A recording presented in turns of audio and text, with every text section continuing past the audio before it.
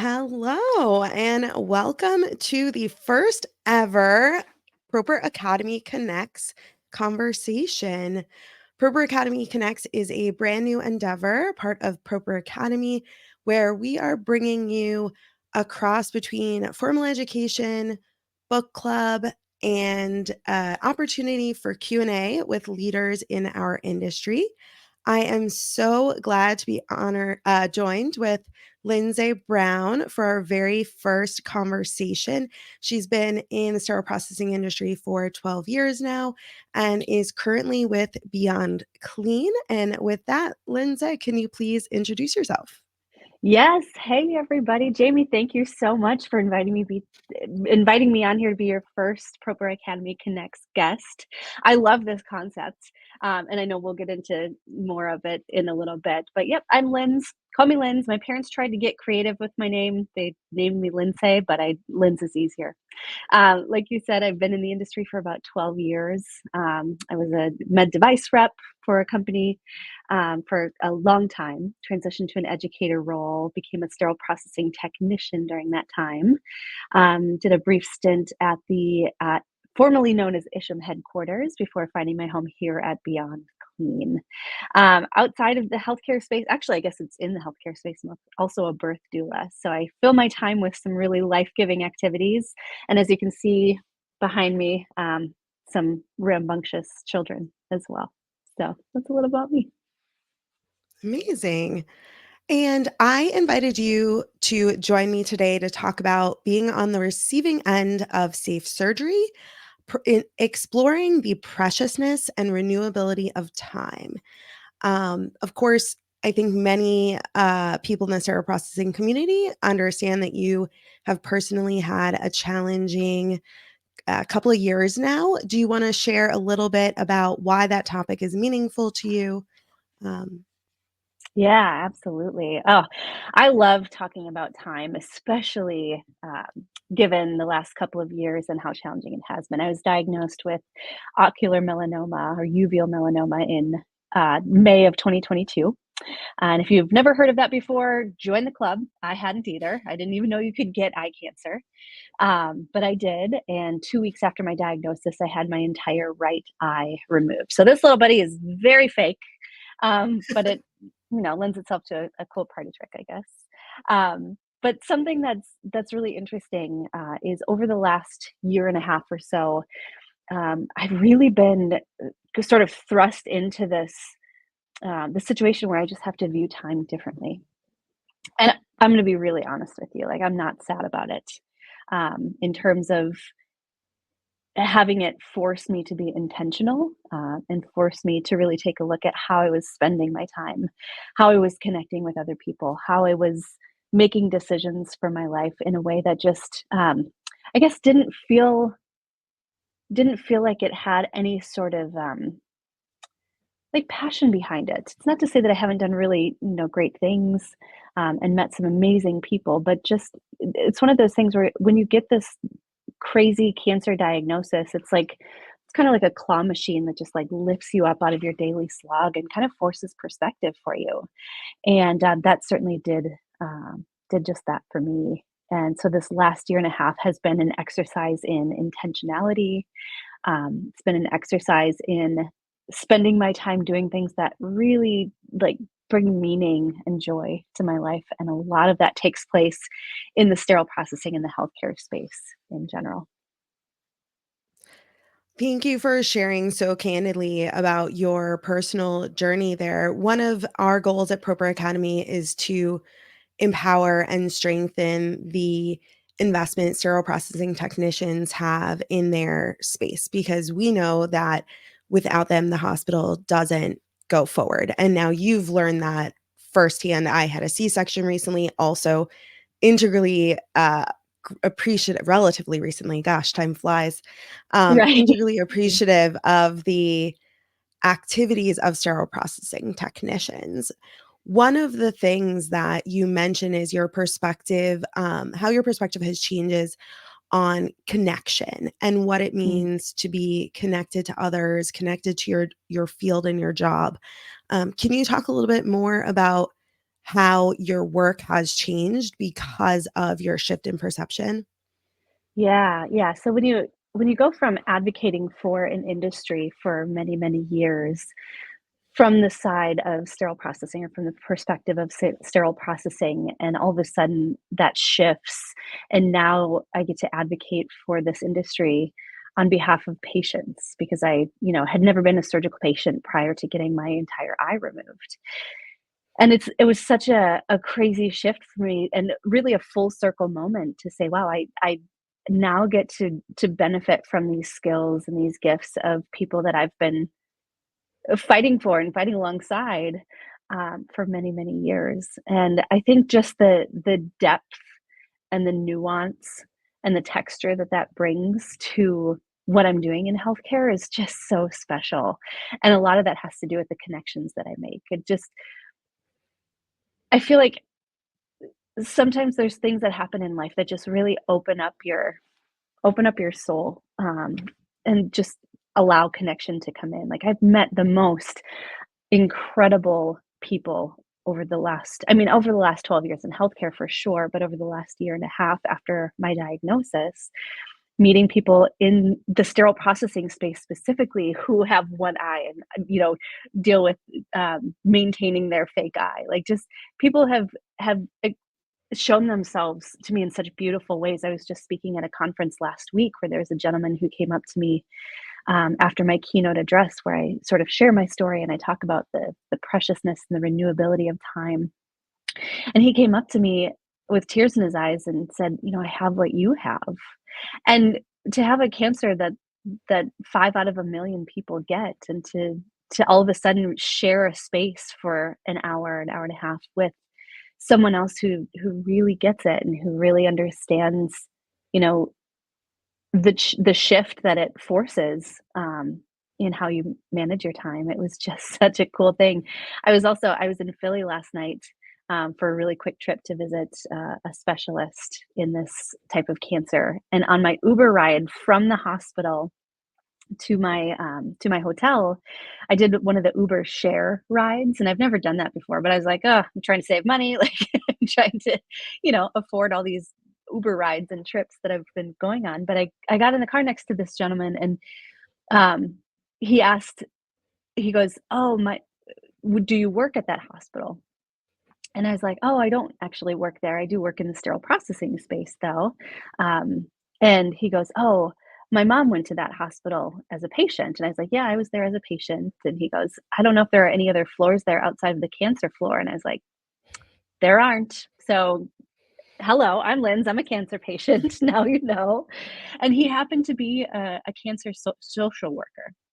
And so he is essentially a doula for cancer patients that help them navigate this crazy world of treatment plans and travel and clinical trials and insurance and you name it. And we just had such a rich conversation about everything from sterile processing in the healthcare space to the specifics about what he does on behalf of people like me. And it's just one of those connection points that I was like, man, I can credit all this seemingly crazy, awful things that have happened in the last year and a half to forming such beautiful, seemingly random, I don't believe they're random, but seemingly random connections with people that allow me to share the news of sterile processing, that allow me to really celebrate what it is that we do in this industry. And it's just it's really cool, Jamie. Yeah, I mean, one thing that I've been so impressed by is watching your transition from, I would say, like, casual industry speaker to keynote address giver, lead speaker on events. And I think that that's something our attendees can really learn from, because it was something that was a desire and a passion, but maybe you hadn't pursued. But in this moment, you recognize the power it could have for you and for your audience.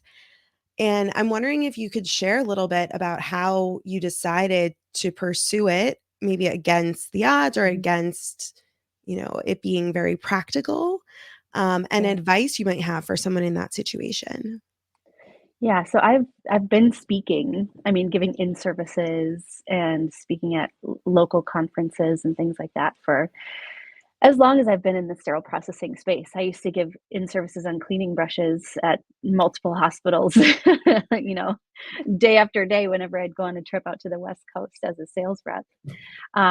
So, speaking wasn't new to me, but this idea of actually putting together a keynote address that could really transcend industry, and that could be applicable in a lot of spaces. I mean, I think of all the keynote speeches that I've listened to at various conferences that I've been to, and the ones that are most memorable to me really had nothing to do with what I do for a career, or they don't necessarily apply to my specific family situation, but they made me feel something. Like they made me feel it was almost like riding a roller coaster throughout their presentation. Like you laugh and you cry and you gasp and you have all these this range of emotions. And I was like, man, I love making connections with people and like having them in some way offer feedback that, like, it was meaningful to them. And so this idea of transitioning from speaker to keynote speaker was just sort of like, "Yeah, I wanna do that." Why not? Why not? One of the lessons that I draw out in my keynote speech is, like, you're gonna be memorable for different reasons than you expect, so why not do the things that are kinda scary, but that might actually bring you, like, insurmountable amounts of joy. And so, it was sort of a no-brainer, I guess you could say. And in terms of how that could apply to literally anyone's situation, especially in sterile processing, it's like if you're in a role right now and there are skills that you're able to participate in that just like feed your soul and fuel you, and you're like, man, I could do this on a bigger level. I could do this, on a grander level. Do it. Like, if you need motivation to just go for it, like, just do it. Like, time is one of those things where it's precious, and we're not promised a certain amount of time. So if you're gonna say to yourself, "Well, maybe next year will be the right time. Maybe 5 years from now, after I accomplish this, this, and this, it'll be the right time." I'm here to tell you, I mean, who knows how much time we have left. So a little encouragement to just do the things that you're like, well, shit, this is going to be amazing, and I might fall flat on my face, but also I'm going to enjoy every step of the way. So Yeah. You mentioned that your keynote address transcends industry, transcends audiences. And I believe your most recent keynote was to a commercial entity in sterile processing to their mhm, sales meeting. And I think that your background is really interesting in that you've really touched in every area within sterile processing, from nonprofit education to industry to actually working in a department. How has that experience taught you more about the importance of relationships across mhm. all areas of these organizations? Yeah, yeah, that's a great question. It's the whole all of it is this big, beautiful, nuanced, complicated cycle. Like this idea of patient safety and patient care it doesn't start and end with sterile processing. It doesn't start and end with an innovative device that is being sold into hospitals. It doesn't start and end with a surgeon who has very skilled hands. Like everyone has to play a very specific role in that cycle in order for it to be successful. And I feel very grateful that I've had the opportunity to play multiple roles in that cycle. And I think it just lends itself to my ability to champion those various roles in whatever setting it is. Like if I go into a department and I do an in service, which I had the opportunity to do during CS week last year. I went into some local hospitals here in Minnesota and did some in servicing, and like I can speak from their perspective, and I can also speak from the perspective of the people who are knocking down their doors trying to get in and share their their products and their services with them. And I can also speak to the perspective of educators who are just like endlessly passionate about sharing the information that's going to potentially save someone's life. And once you get to a point where you understand that every role in that cycle is necessary and vital in this effort toward patient safety that we're all working toward in this industry. Like it just, I think it shifts your perspective a little bit to have a little bit more grace for the people around you, and to really open up the opportunity to connect with people on all different levels. Of course, at Proper Academy, we're always looking to elevate voices and connect with those who receive our education. And as a company, we are in constant conversation with all of our partners and customers about our products. I think that often sterile processing technicians um, are so busy in the work that they're doing that we serve as a bit of an inconvenience to their day, which is completely fair. The workload is high, the time available is limited. As somebody who's been on all sides, how would you recommend a technician or a leader in a department navigate the reality that relationships and connection may be important to their overall success and patient safety, while also being in a limited time environment like the rest of us? Mhm. Yeah, yeah. So it's an opportunity to understand that the role that you play will directly influence the other roles. So for example, as a manufacturer of products, you're you have a couple goals in mind, right? You obviously want to sell your products into the sterile processing departments. You want people to use them and to appreciate the technology and the innovation that you're bringing to this setting. Um, and also, like it's part of the job as a vendor rep to understand what's at stake for your partners and for your customers, and to understand that if I'm going to be a resource as a vendor rep for a department that's likely understaffed, maybe under resourced, probably underpaid, like there's got to be something of value that I bring alongside my product and alongside my innovation that's going to mean something to the leader of that department, to the technicians of that department. And sometimes it's simply saying, I hear you've had a really bad day. What can I do to serve? What can I do to support you? What can I do to help you? And sometimes a small gesture goes a really long way. And I love this particular this connect idea because I think all of it all of it hinges on education. Like all of it hinges on the opportunity to educate why you're doing what you're doing, how you're doing what you're doing, and how we can do it better together. And so you understanding and sort of leaning on that hinge of information sharing and education, I think just expands the opportunity to be like, okay, yeah, I get that your role is important, so is mine. How can we come together in a meaningful way where we both walk away a little bit better than we were the day before? And I think that's just the thing that I keep coming back to.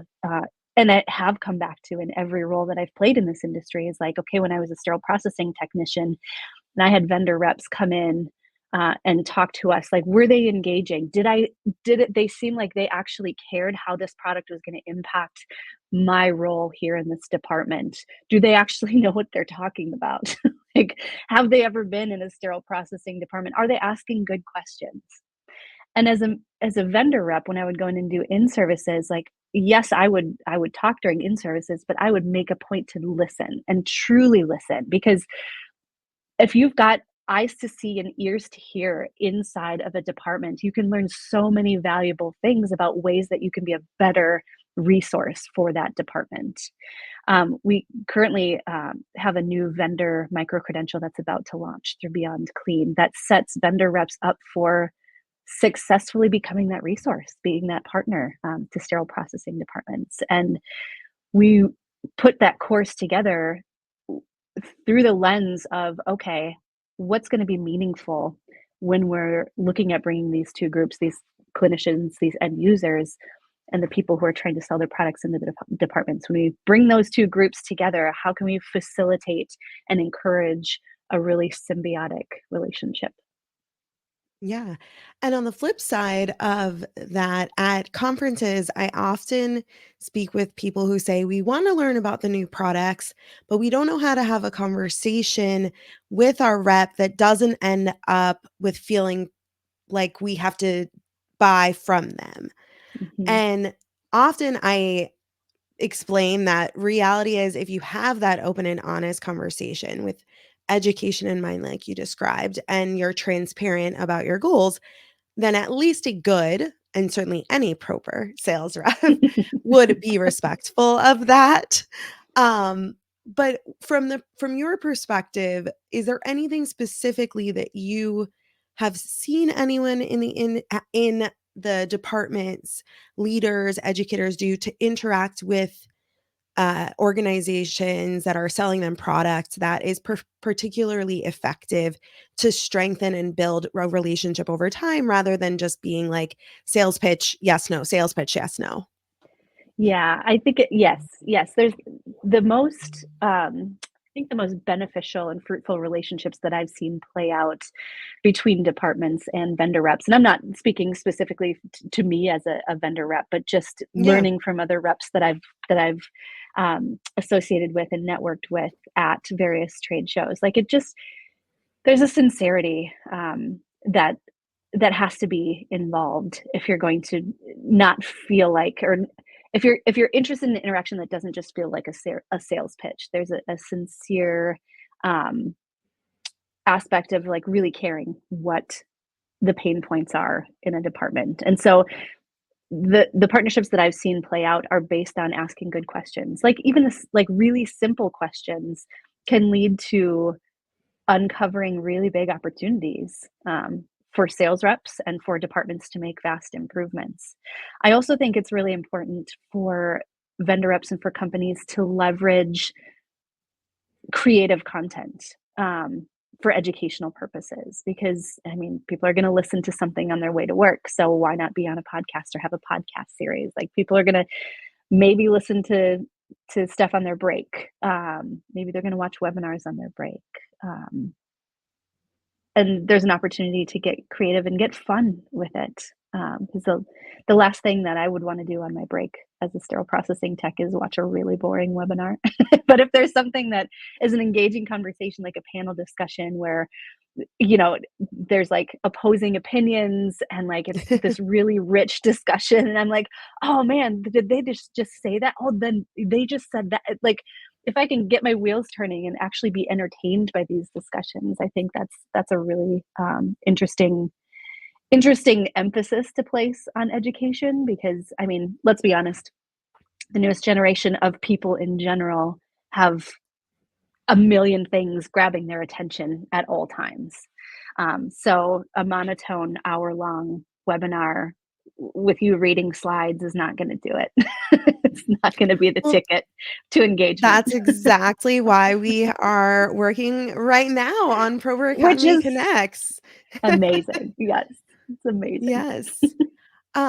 Thinking from the perspective of departments, how can they strengthen actively? And you can think from an individual perspective and also from like the department as a whole perspective. How can they strengthen their relationships with the people they engage with every day? Oh gosh. So, inside of a department, you engage with people from operating room, people from the clinics, you engage with I would argue you engage non-verbally with patients and their families. If you're going to, you know, lunch in the cafeteria, if you're walking down the halls, like you're going to pass someone who has some tie to a patient. And those side conversations, those nonverbal cues about, kind of where you're at in the day. If you're having a really frustrating day and you're talking about how frustrated you are with the hospital, with your department and how everything's going wrong and you're passing a patient waiting area, like that speaks volumes to the people who are putting their trust in you, to the people who are, waiting for their loved ones to be operated on. So I would argue to say that the connections you make with every touch point are important. Manners go a long way too. Like just simple pleases and thank yous and how can I helps really go a long way we understand that high stakes situations happen all day long in our departments, and we understand that everyone has a different set of responsibilities in the process and in that cycle of patient safety.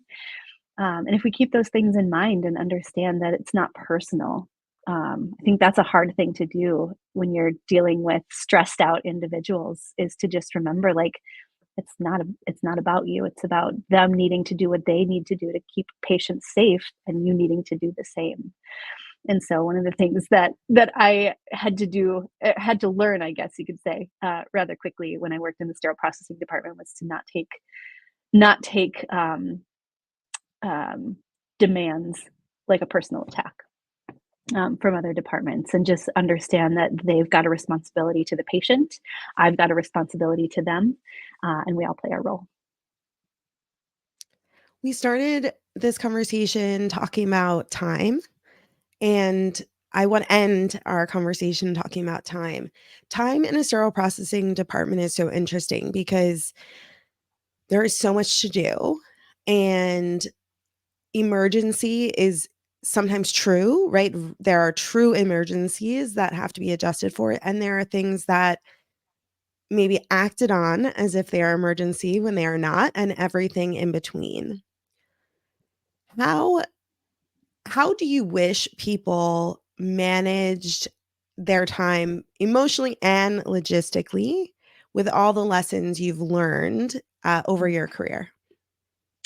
Oh gosh, I've got big wishes for how I wished people managed their time, but I guess I distill it down to saying, one of my favorite educators in this industry says this all the time, that if everything's an emergency, then nothing is an emergency.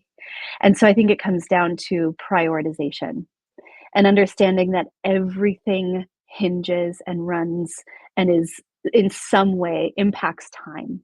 Like, for example, the amount of time that someone is under anesthesia can have implications long term on their overall health and well being. The amount of time that patients are in a surgery, if there are delays, means more time in the waiting room for their anxious families to pace the waiting room floors.